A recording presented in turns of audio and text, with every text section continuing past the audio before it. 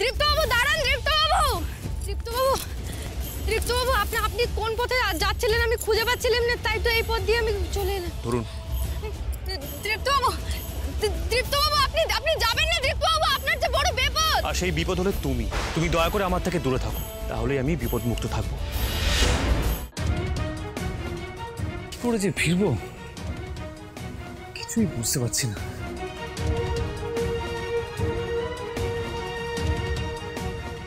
উঠে পড়, পিছনের সিটে উঠে পড়। আবার ত্রিনয়নী, তুমি কাল সারা রাত বাড়ি ফেরোনি, কোথায় তুমি? এই ঝড়জলের মধ্যে গুরুদেবের আশ্রমেই থেকে গিয়েছিলাম। তুমি মাকে মিথ্যা কথা বললে, কিন্তু কেন? সত্যিটা শুনে যদি ছোট মা চিন্তা করেন, বাবা সারা রাত ঝড় জলের মধ্যে ছিলেন, এই শুনে যদি উদ্বেগ ওনার শরীর খারাপ হয়। তুমি কোন অধিকারে আমার বাবা মাকে ওই নাম ধরে ডাকো? কুমু, বোন আমার, কেমন আছিস তুই? কেমন আবার থাকবি, ভালোই আছি। শুনলাম তোর বর নাকি তোকে গ্রামে ছাড়তে গিয়েছিল, তা তুই একা ফিরলি যে, তোর বর কোথায়? যতক্ষণ না মেয়েটাকে আমি ডিভোর্স দিতে পারছি ততক্ষণ আমি এই আনন্দে সামিল হতে পারবো না। মেয়েরা তো চিরকাল বাপের কাছে থাকে না, তাকে শ্বশুরবাড়ি যেতেই হবে।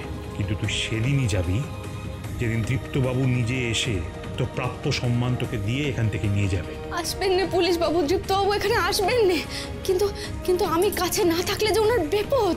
হোক, কিচ্ছু যায় আসে না। দাঁড়িয়ে আছো কেন তুমি? আমাকে এক্ষুনি নিয়ে চলো না বাবা।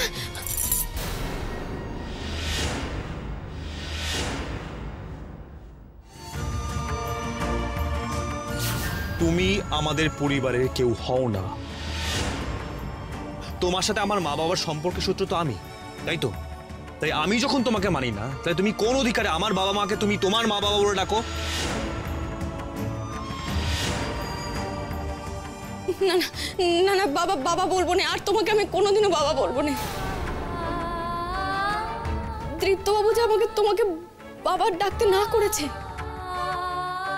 তোমাকে বাবা ডাকলে যে উনি আমার উপর রাগ করবেন, কষ্ট পাবেন, আর আমি তো ওনাকে কষ্ট দিতে পারবো না।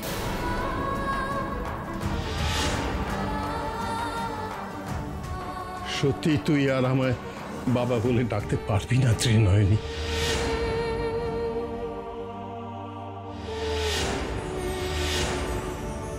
তোকে বাঁচাতে, দীপ্তকে বাঁচাতে আমাকে এক কঠিন সিদ্ধান্ত নিতে হবে।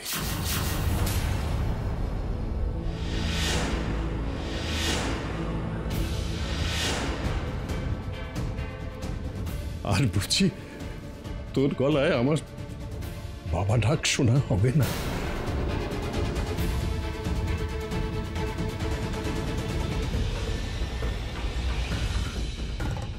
কি এমন সিদ্ধান্ত নেবেন তপব্রত বাবু যাতে দিদিভাই আপনাকে বাবা বলে ডাকতে পারবে না?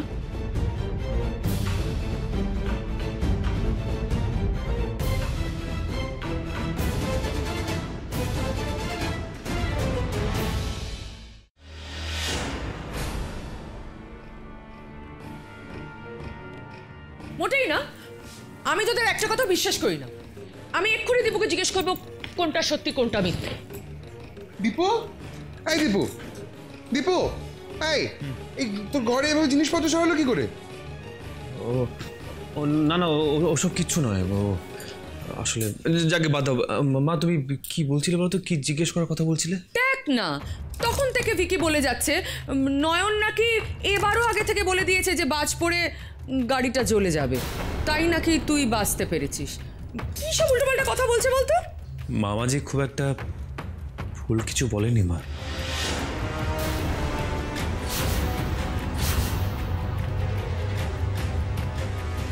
কোন মেয়েটা? ওই যে বলে গেল সব জ্বলে পুড়ে যাবে, সেই মেয়েটি। ও যে সবকিছু পুড়ে যাবে বলছিল, কিন্তু কি জ্বলে যাবে, কি পুড়ে যাবে, আমাকে যে ওকে খুঁজতেই হবে। মানে কি বলেছিল মেয়েটা তোকে? আচ্ছা ডক্টর, কেউ কি আগে থেকে পরে কি হবে সেটা কি সে জানতে পারে? যেমন ধরুন একটা অ্যাক্সিডেন্ট, সেটা হওয়ার আগে যদি কেউ বলে দেয়। তেমন কারুর প্রেমে পড়েছ নাকি? নয়ন, কি আছে তোর? এত বছরে ও কারোর সঙ্গে কোনোদিন দেখা করেন, মাঝে মাঝে আবার ফিউরিয়াস হয়ে গিয়ে দেওয়ালে অথবা গড়া থেকে মাথা টোকে। দেখে মনে হয় কারোর ওপর ভয়ানক রাগ একেবারে, যাকে সামনে পেলে একেবারে বাঘের মতো ছেড়ে ফেলে। আমি সমুদ্র দত্ত।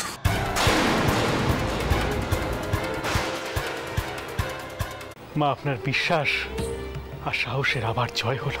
কোম্পানি বাহাদুর এই পানিদারি কর বন্ধ করে দেবেন সিদ্ধান্ত নিয়েছে। আবার আপনার কাছে শিখলাম মা, কি করে অন্যের হয়ে লড়াই করতে হয়। নিজের স্বার্থ আপনি বিসর্জন দিয়ে অন্যের জন্য ভাবেন, আপনার পক্ষে সম্ভব। ব্যাস আর একটা দিন, তারপর গোটা সুস্বাদু মশলার কোম্পানি আমার হাতের মুঠোয়। কাল শ্যামা বাড়ি ফেরার আগেই সবকিছু আমার নামে করে নিতে হবে সব। দাঁড়াও মেজো বৌদি।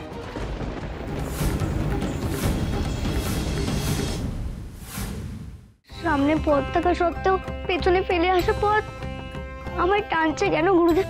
তুই কি কালীঘাটের কথা বলছিস? না গো, আমার ফেলে আসা গ্রাম। একটা চাওয়া আমার, একটা রাত শুধু আমার কাজটিতে তুই থাক বাপ। সুবিকে নিয়ে আমার দুশ্চিন্তা হওয়ার কারণটা একটু বোঝার চেষ্টা করো। ও যদি আমাদের কাছে আসে আমরা বারণ করব, কিন্তু সুবীর মতন ছেলেকে তুমি কোন বাঁধনে বাঁধবে দিদি? ওর হাত পা বেঁধে রেখে বাড়িতে বসিয়ে রাখলেও ওর মন কি করে বাঁধবে তুমি? সুবীর সেই মনে যে দেশের জন্য মস্ত বড় জায়গা রয়েছে। তোমার অংশে নাক গলানোর আমার কোনো শখ নেই কাকুমণি। দিনের পর দিন চুরি, বলা ভালো ডাকাতি করে কেউ বা কারা কোম্পানিটাকে খোকলা করে দিচ্ছে। কারণ আমাদের কোম্পানির এই খারাপ অবস্থার দায়িত্ব তোমার উপরেই সব থেকে বেশি বর্তায়। যেদিন থেকে আমি জানতে পেরেছি যে আমি যশের সন্তানের মা হতে চলেছি, সেদিন আমি বাধ্য হয়ে তোমার কাছে ভিক্ষার ঝুলি নিয়ে ছুটে গেছি শাবনা। আমি কনসিভ করেছি শাবনা। এ তো খুব ভালো কথা রোহিণী দি। में ढलने दो जरा, धीमी सी धड़कन को बढ़ने दो जरा, लम्हों की गुजारिश है ये पास आ जाए हम।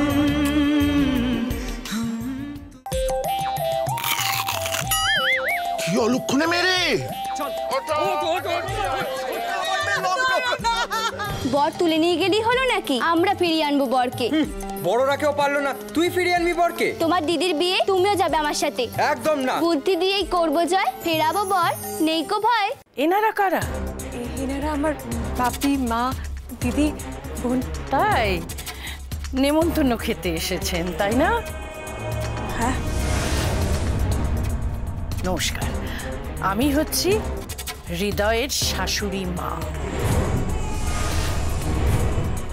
মা, আপনার বিশ্বাস আর সাহসের আবার জয় হলো। কোম্পানি বাহাদুর এই পানিদারি কর বন্ধ করে দেবেন সিদ্ধান্ত নিয়েছে।